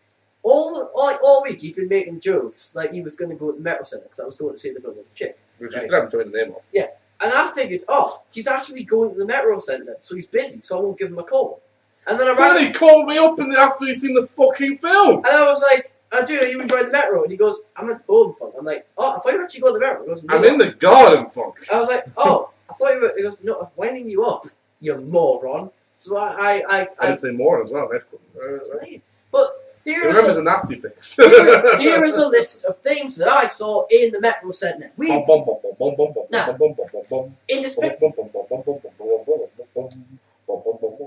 He's not going to do it to the sound. He's not going to do it to the periodic table song. Continue then. Okay. I went to go see this with We Do Red. It was Alright. nice. But yeah. So what did you see? Well, But don't say the cult of personality. at the end of the film, they had. I went to go see it in 3D because it was as well, and they had this 3D bubble effect at the end of the film. You told me it was because it was the only one you could book in for. Like this. The others had audio description. Yeah. At which point I pointed out to Funk, they all have audio description because you have to, but you just ask for the headphones with the audio description. I did not realise this, so I went and paid for it. If you look at any of the films, it will say 3D or IMAX, and every other 2D one, it would say audio described. I don't normally book tickets, I buy them at the cinema. Like, one time I got it, and I got confused, and I was scared and alone, and I was a sheep. Stephen is a lovely lamb! I forgot to point this out. We've decided Stephen is a lovely lamb. I'm not a lovely lamb. You are a lovely lamb! Deal with it! I'm not. You are! Deal with I it! am a quizzical duck. Okay! You want the Chinese would call a confusing meal. Now, Well, I'll go fucking tasty. Now, they had a 3D bubble effect. Yeah. Now, here's what happened in the cinema. I won't say who it was, 'cause I can't remember the names anyway, but we actually got asked, me and my friend, if we were stoned, because the 3D bubble effect was so good, we sat there giggling our asses off trying to pop the bubbles. Congratulations, DreamWorks. Well done.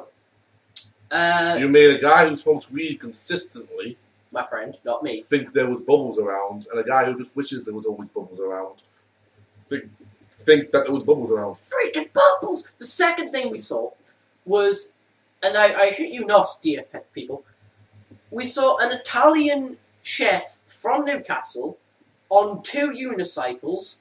One had pedals, the other had handlebars, but no seat. All pedals. It's a bike, dude. Yep. What he did was, That's just a bike, dude. he held the 2 separate parts as a bike and just rode on one of them. Can I also say that during the conversation where Funk realised that I wasn't at the Metro Centre, Yeah. and then swiftly apologised that he didn't call me, Yeah. knowing that a beating was his way. I was like, I'm sorry, dude. I didn't mean it. I was just stupid. And he was like, yes, you were. Yeah, but it's alright, I had beer, so I was okay. Yeah, I was lucky in that respect. But he also told me everything he's about to tell you lovely people. Yeah, so, yeah, I'd like to point out to Stephen, because I know it sounds like retarded, but that's what I mean, right? Oh, I see. He had 2 separate parts. So basically, imagine that if the bike, imagine if the back and the front wheel were I know, but it's essentially a bike, like you just said, without the fucking middle. The thing was, the best part was, which makes it difficult. The best part was, there was a guy walking out with Weatherspoons at the time, who was out of his mind drunk. And the guy went, can I have a go, mate? And the Italian chef went, yeah, go on. So this Which is always the right answer for drunk people. Yeah, so he got on the unicycle, complained his balls hurt for about 3 minutes, and then fell off onto his face. Because that had nothing to do with the bike. After that, Prostate cancer can be a bitch. Yeah. After that, we went to this new everyone is invited stage in the Metro because they're redoing the whole place, and people go on and they do performances, and there's live orgies, and there's cake. Okay, I may be lying about the orgies, not the cake though. But like, what? Everyone was invited with it. Me and Boss weren't. We're invited, just... We weren't invited. Did you get invited?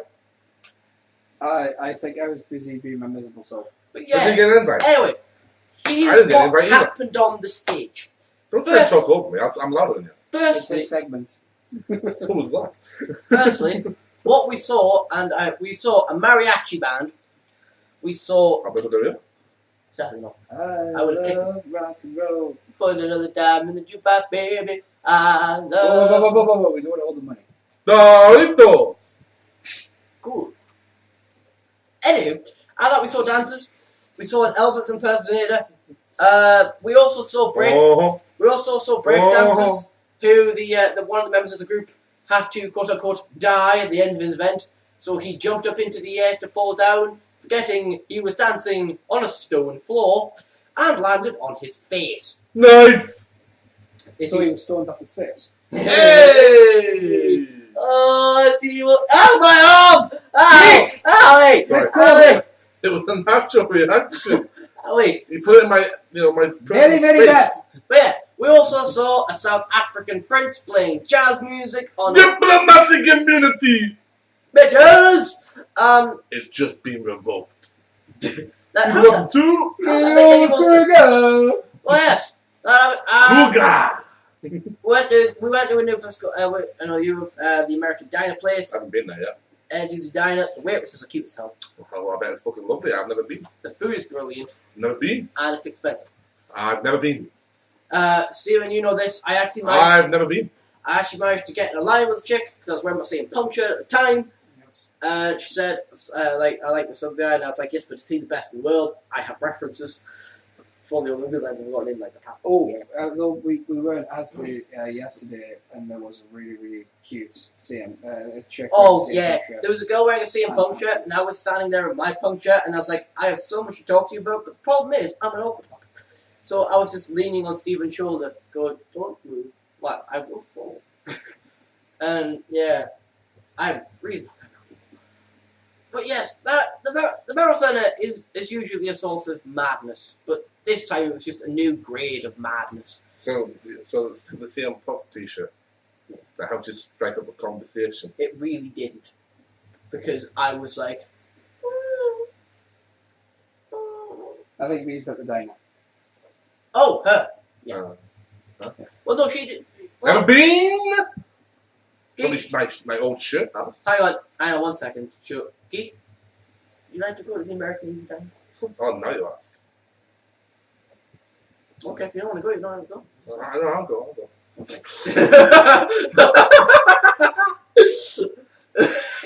We killed Stephen. I always kill Steve. Yeah, I have a couple more stories for you. If we go by time, how many times I make him do that, I'm a Right, serial killer. I'm just going to the other side of the studio because I have a bag here, and in this bag, It's warm cake. yes, is a lovely, warm, giant cupcake I'm fucking half a cake anyway. where there Steven's is fucking half there a are cake. slices for us all. Now, The good news for you guys is I don't like chocolate cake. Or the fact that it's melted. the reason, Dude! look, the reason, Chocolate all over me. just because he's so sweet. Not on your bed, don't worry, it hit me. Anyhow, the reason we have the cake is because today is it's last day before the last day. It's like put up what day of the year, and we in the philosophy and ethics department had a picnic. Yeah, had a picnic. Because cake is a lie. So what happened was everyone was packing up, and I thought to myself, well, they haven't given me much lemonade, haven't given me any ice cream, they didn't give me any food.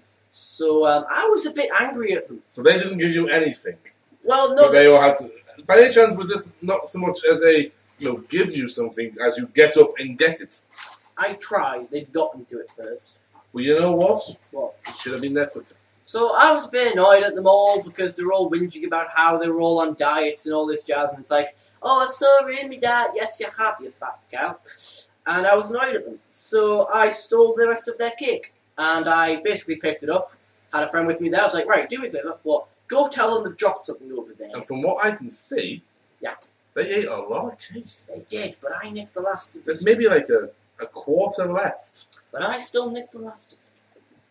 And also, I have been given a title. I am I forgot that. Champion Knight of St. Bede's because... But you're not. Me and my friends had a competition, very briefly, because they thought it'd be funny to get a couple of people. One would sit on the other person's back, and they'd have a jousting tournament with their fists. Now, I didn't want to get in anyone's back, because that's stupid, so I just let them charge at me. Long story short, I channeled my inner Cassius Olu, and I elbowed all of the bricks off the back of people. So I won a jousting contest with naught but my elbow and a knife. So you didn't have to make sure that the other guy was really horny, so you had a female horse. No. Just Watushki! End of it. I don't think that's a scientific term. It is actually, Watushki is the scientific term for when an elbow, this part, is planted into this part of the face or this part of the chest. Watushki, see? Watushki! Prime example. Now I'm going to hook the example.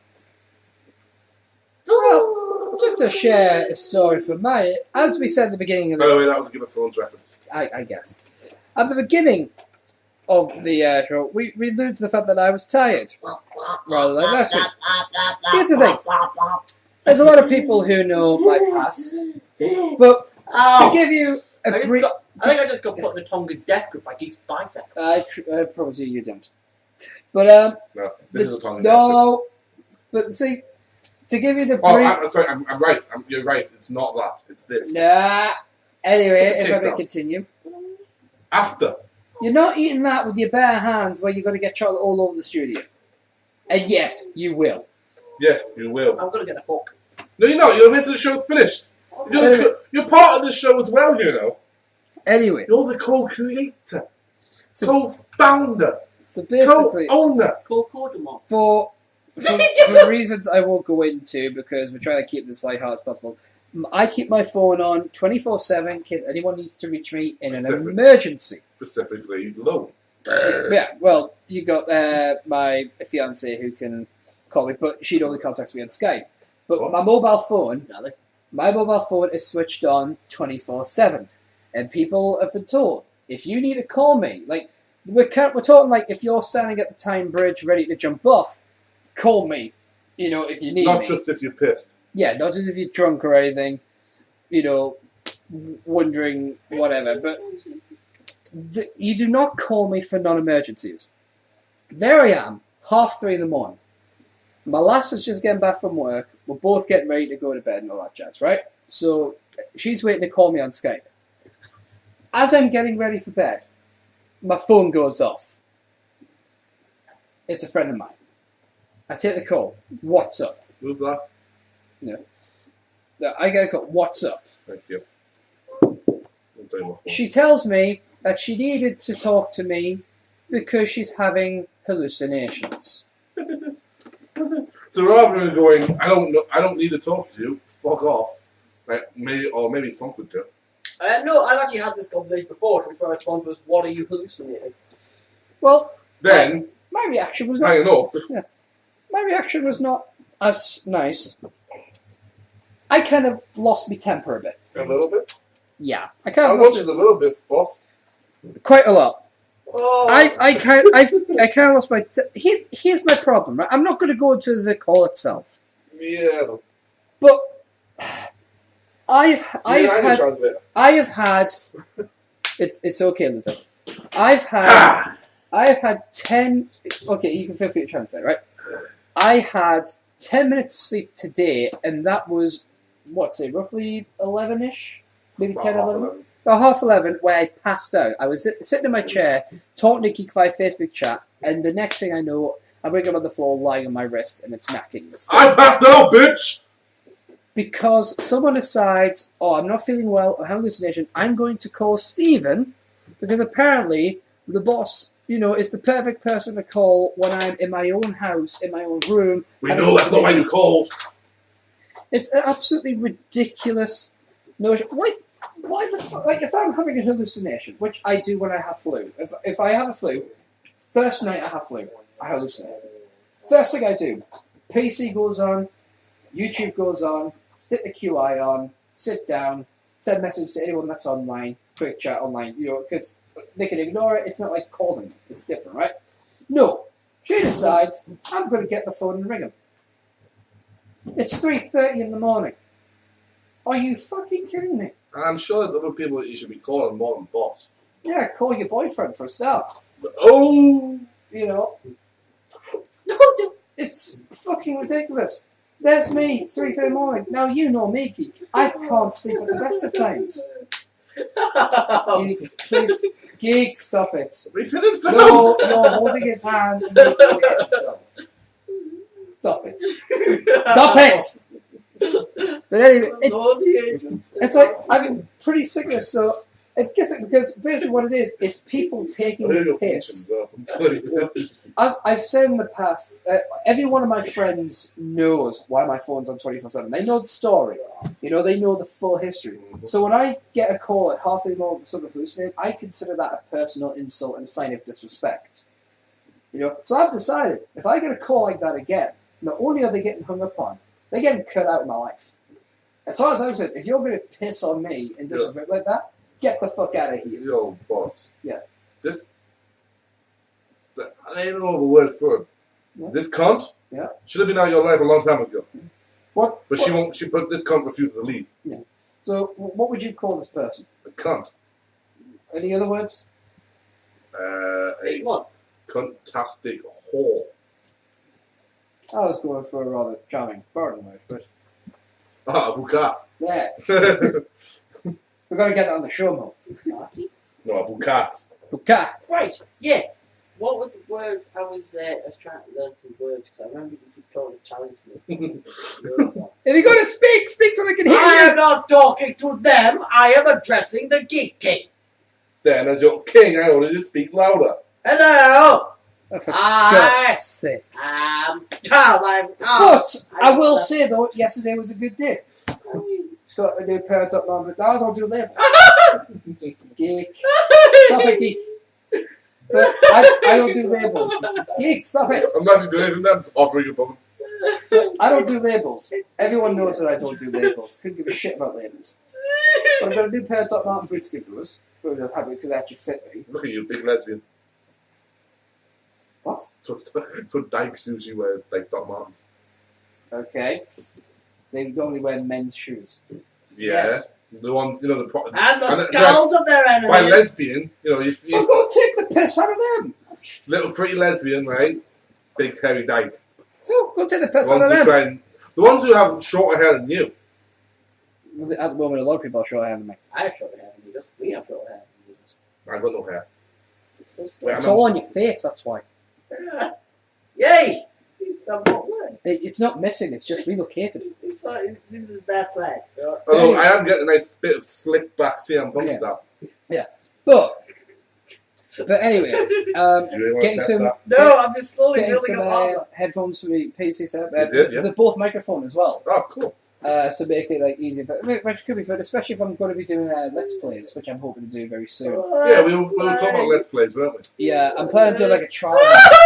Will you please stop doing that? I understand the joy you get in hurting Adam. Believe me, I get the same joy. It's the same joy he feels when he gets to inflict that on me, especially when he's doing his old Kenta fucking defying I gravity learned the bullshit. Kenta combo and how to do his knee thingy. He's going to sleep.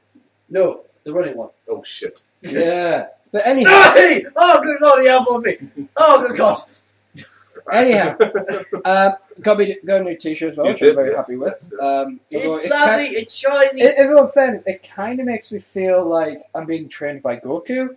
Because it's got that weird cut-off point Yeah. at halfway in my bicep, and it kind of like hides the fat a little bit, and it's like just that same blue, so it's like weird. I expect the orange gi. I half to go expect with for you to have like a pack of cigarettes on each shoulder. it. For some reason, I thought you said Skittles. That would work for you. Yeah, but There's your next poster. yeah, my next brother is trying to smoke a pack of cigarettes. No, don't hurt me. I'm the Yeah, other than that, not too bad. And then obviously this morning, acquiring both TotalMarkout.com and ShoutTheShow.com. So I'm very happy with that. Also, finally managed to get in Shout episode 31 sorted out. But I have to resell the router before I can upload because the router's... I don't get what it is about this router, right? This router is weird. It works fine. It works absolutely fine, this router, right? Yeah. But sometimes, when you try to upload a video, like, say if I'm uploading Shout should take maybe an hour and a half, I don't know, so 90 minutes, right? At a push, 100 minutes, right? But the thing is, if I try to upload it now, it'll take 3 hours. Sure, yeah. Even with a full signal, it'll take 3 hours. Restart the router, I don't even have to restart my computer. But if I restart the router, and I try to upload it again, it'll take like 90 minutes. 70, 90 minutes. Yeah, it's But there's ridiculous no sometimes. reason. I can't think of any reason why it would do that. But I don't technology... know, but boss, I'm begging you to change the picture on your Facebook because so far Oh, sorry. the creepy girlfriends who stared at me for 20 minutes. Geek made me drive my neck and shoulder into the arm of the chair. For example, like, because technology's been kicking my ass. Like, because today, trying to sort out ShoutTheShow.com and TotalMarkout.com, set up the domain name to redirect to the Tumblr pages, and it will start working just fine. Then I ask you to test them out, and you come back and say, "Oh, they don't work." Yeah. It's redirecting. It's a loop redirectory. Okay, I'll try to fix it. Can't find a solution. 2 fucking hours I'm on trying to fix that, and then it fixes itself. What the fuck? So, and then yesterday I talked to a guy called Neil Rock from O2 to get my new phone, a Samsung Galaxy Fame, which is uncharacteristically modern of me. I think everyone can agree. Quite frankly, I think we're all surprised that this isn't powered by coal. Wait, I thought you had coke, not coal. But basically, my phone was knackered, and I decided to give him a call to try and get a better deal, maybe a new phone. And I've gotten a phone which is worth 219 quid. Not bad. Exactly, I'm modern. That's the scary thing. But the thing is, the guy didn't tell me I'd have to wait 24 hours. So Geek and Adam have sat there and watched me talk to Sanjay on O2, who's explained to me. And in fairness, he was a nice bloke, and he wasn't condescending or anything because he's clearly dealing with a moron when it comes to tech. I can help you. I can help all the computers, but for some reason today, technology's been kicking my ass. I really feel fucking old today. I could go this way now. Wait, no, I can't. Yeah, I've got to wait 24 hours for my phone to sort out. But my headphones should first headphones for the iPad should arrive tomorrow. I'm thinking the headphones will arrive on Friday. Pretty nice. I don't have to be anywhere on Friday, if you know what I mean. Yeah, I know that. Yeah. But apart from that, I think that's all from me. The only thing I can say is I am tired, man. I have a but set. We've got a fuckload of stuff to watch later on. I have a set of new shows coming up very soon. So yes, because Adam's a dick.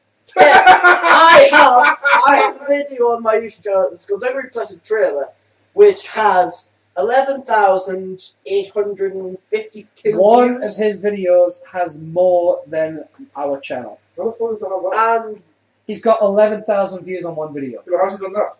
Because it was a Skullduggery Pleasant contest where you had to make a trailer for Skullduggery, and it just was really popular. Well, there you go. So yeah, high five. I'm not gonna get no. I'm sorry. On me. Sorry! Steven, I'm so scared I can't even move. But yeah, I have set new TV. No, TV. Yeah. I have set new shows coming out. They're both gaming. One of them is called Controlled Demolition. And it is Minecraft based. I wonder what that means. The other one, it just don't have a name yet, but it's going to be cool and awesome. And it's going to involve blackjack and hookers. Probably not hookers or blackjack, but mainly awesomeness. And maybe me going like... I think Epic Mealtime. Epic Mealtime is basically a cooking show of people who can't cook. Yeah. They can't cook. Made by people who can't cook. Now, if it's going to be, because Geek keeps trying to attack me, I'm going to kill him to a turtle ball. And, no, I'm sorry. Should we perhaps call it a wrap for this week? On me. Oh, come here for ears. I'm not making them. You can shattered me a little. Oh, yeah. I had 10 minutes of sleep, and that was because I passed out. And your eyes are very heavy. Oh, don't you start hypnotising me. No, I'm not saying I can see. No, And Well, that's the thing, because I felt bad because I was falling asleep during your stuff, I was falling asleep during his stuff, and I wasn't even bored. I was fairly interested, but the problem is, that's about every time I come to do the show, I've had no sleep. Yeah. So when you do your comic bit and he does his no bit, it looks like I'm bored shitless, but I'm not. I'm just tired. Whereas he is bored shitless with why he does all this crazy shit. I think that's the dynamic. It's like I think Adam likes reading comics. He just doesn't want to hear about it, and I think it's that kind of weird thing. You know, it's like for me, I like hearing about certain comics. I think that I wish I could be excited about Guardians of the Galaxy, but I know fuck all about it. Yeah. It's like when you told me about DC and Justice League, I want to see Justice League. I want to see what they do there. I mean, something that I'll quickly mention on the show. Martian Manhunter DLC for Injustice Gods Among Us. Hasn't released date yet for it, which I suspect means it's going to a couple of weeks. Yeah, but I played Zod yesterday. Yeah. I've seen the Zod. I played Zod for the first time. I think it's fucking amazing to play as Zod. I think every episode of Shout, I should build a pillow fort and just do the show from there. Would you like to see if it works? No. I really wouldn't. We haven't got health insurance. Oh wait, we're in the UK. NHS. That doesn't help my case. But Zod's what's it called? Special is ultimate. Yes, I've seen the game. Fucking looks badass to play. I think me and Geek should do a show where basically in slow motion I just take a variety of different wrestling moves every week. All right. Yeah. But anyway, I think it's I think it's time to wrap this one up for this week because obviously we'll have plenty more to talk about next week. Okay, next week we will have ComiCon in full. Yeah. I'll get elbow dropped again. That's a self-fulfilling prophecy, man. Funk will more likely have something to do something to talk about when he's done fuck all week because he finished his comic. This week. I've just had a thought there. Okay, I hurt my ankle. I'm wondering when the next quiz is scheduled. Week after. Is it? Let me just go to shouttheshow.com. Episode archive. Cake, why? Could you please stop suffocating my brother? You can breathe at the bottom. I'm so scared. I'm so scared. Oh! That hurt my head. What the hell? I swear, if I ever get out of these pillows, I am going to. It's not. Yeah, so you're right. It's not. No. Next week it's episode 24. Yeah. Because next week's episode 23, so the quiz is at episode 24. I get abused so much on this show. I'm just gonna You put yourself in positions where you allow it to happen. Oh, you're going to be abused. I was just. That's it. Guys. Okay. Stop. And next week I'll also be talking about the return of Whose Line Is It Anyway? US. I'm waiting to see a couple of episodes. I've seen episode 1. I'm waiting for the other couple more episodes to watch before I start going a bit. I haven't seen episode 1 because of the fact that it's not available in my country according to the link that you sent me. Oh, those been taken down. Yeah. But not only that, we'll have we'll be sharing more stories about our week. Hopefully, I'll have some more news for you guys. But so from the box, the very, very tired, tyrannical, sometimes uploading, professional, pedantic prick. It is. Goodbye. And from the very beaten up Millie Funk. So much pain in my nerves. And the very least time you have cake. It is. Bye. Don't leave! He's going to beat me again! You better shut up before I do. Don't leave! You're on me. Don't leave! It'll be fine. And for myself, the nasty nerd maniacal Mark, the patron saint of the socially awkward, the Duke of Dweed, the Lord of Losers. You better hope that one day they don't tax nicknames. Who has something on the Professor of Pain. He has something on his shorts. Where? Right there. Oh, it's gone now, but it's there. Camouflage, immoral. No, it's hidden. Dude, seriously, there was someone like right here. See, look, right there, right there. Probably a piece of chocolate. What there? What there? What the fuck? What is it? What's up with that? The Professor of Pain. The Champion of Jobbers. The Master of Marvel. The Dictator of DC. And I believe you said the Champion of ComiCon. The Commander of ComiCon. Commander of ComiCon. You can be Champion of ComiCon if you want. The Geek King, the fighting fanboy himself.